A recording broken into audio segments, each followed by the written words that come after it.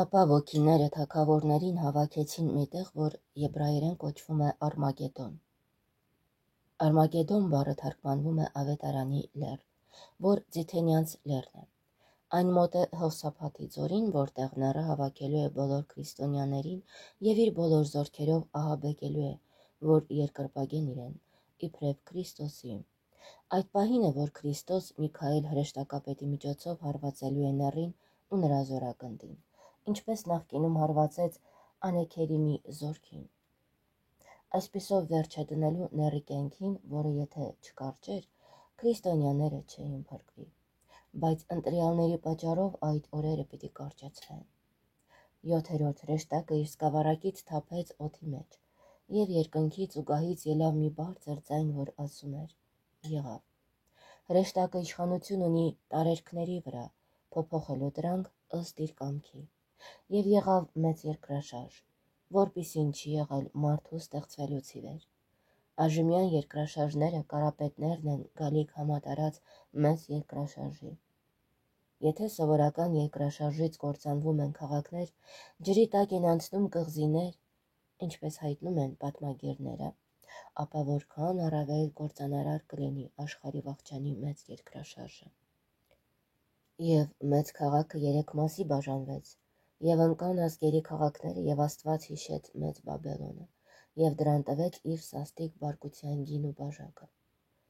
Մեծ քաղաքը Երուսաղեմն է, իսկ Բաբելոն ասելով նկատի ունի Հռոմը, ասում է հիշեց, որպեսզի նախ իմանանք, որ երկրաշարժը ոչ թե պատահաբար է կործանում քաղաքը, այլ Աստծո հրամանով։ Այդ պատճառով էլ որոշ քաղաքներ մասերի կբաժանվեն, որոշ քաղաքներ կհիշվեն, իսկ ուրիշներն էլ կկործանվեն։ Երկրորդ, որովհետև նրա կործանման ժամը հասել էր։ Եվ բոլոր կղզիները հեռու փախան և մեջտեղից վերացան լեռները։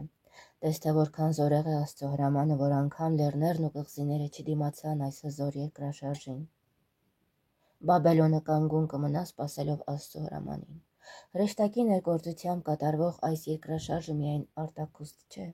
օդի ահեղ ճնշման ազդեցությամբ, փայլատակումներով ու որոտումներով, այլև ներքուստ, արգելափակված գազերի ժայթքումով։ Այն այնպես պիտի սասանի ողջ երկրակունդը, մինչև բոլոր լեռները կլանելու աստիճան, որ երկիրը իր նախկին բոլորակությունը պիտի ստանա։ Եվ մարդկանց վրա երկնքից թափվեց խոշոր կարկուտ 50 կիլոգրամ կշռով, և մարդիկ հայհոյեցին Աստծուն, որ երկնքում է, կարկտի պատուհասի պատճառով, որովհետև պատուհասը մեծ էր ու սաստիկ։ Կարկուտի մի տաղանդը 60 մնաս է, մոտ 62.5 լիտր։ Պատմում են, թե Պոնեսիայի դաշտում առնախառն կարկուտ եղավ, որի մեկ հատը 28 լիտր էր։ Այս պատուհասները եկան հրեշտակի սկավառակից, բայց մարդիկ դարձյալ չապաշխարեցին։ Եթե երկրավոր հարվածը ընդունեցին որպես պատահմունք, ապա ինչ պետք է ասեն երկնային հարվածներին։ Այստեղ բացահայտվելու են իրենց հուսահատությունը, հայհոյելով Աստծուն։ Այսպես է լինում, երբ մեղքերը բազմաթիվ են, իսկ մեղանչելը սովորություն։ 7 հարվածները հերթով համապատասխան են 7 մահացու մեղքերին, որոնց համեմատականը դյուրին է, նախ որ հեղեց երկրի վրա, և վերքեր եղան, նախանձոտն է, երկրորդ հեղեց ծովի և երրորդ գետի վրա, սրանք որ կրամոլն ու ծույլն են, չորրորդ թափեց արեգակի վրա, բարկացողն է, հինգերորդ որ դիպավ գազանի գահին, հպարտն է, 6-րդ ցամաքեցրեց Եփրատը, վավաշոտն է, 7-րդ սկավառակը, որ հեղեց օդում, ագահն է, ով քամու պես ծնում է կռվի որոտումներ և հայհոյությունների կայծակներ, որպեսզի ինչ որ բան շահի։